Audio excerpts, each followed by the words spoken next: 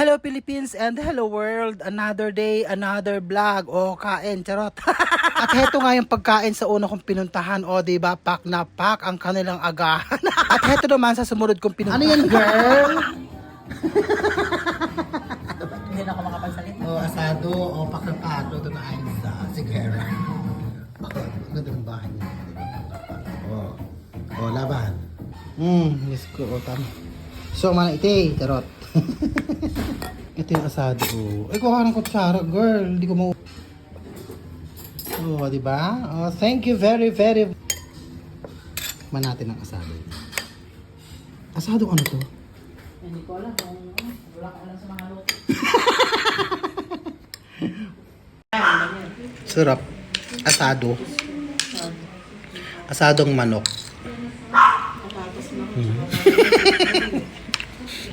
Ano? Patatas at saka.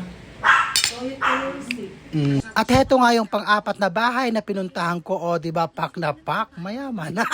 Wala lang, nakaaliwang ko lang kuhanan at natuwa ako sa kanilang bahay na pagkalaki-laki, nakakaloka. Mapapasana all ko na lang talaga. Voice over na nga ako, paano kahul ng kahul yung aso, nakakaloka. Lasagna, ito, saan mo, gusto mo nung empanada, di ba? Sabi niya nasabi sa empanada? Mahal pa yung orange, oh.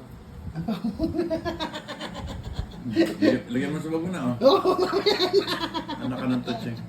nakakaloka. Oo, diba? Pogi. Anong grade na itong bata na to? Loka nga ako sa bahay na ito, nakakalat ang pera, o, diba?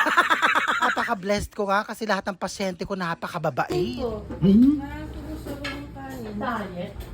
Diet.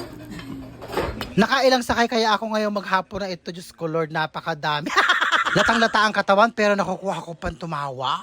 O, diba? May pa-take out pa. Bongga.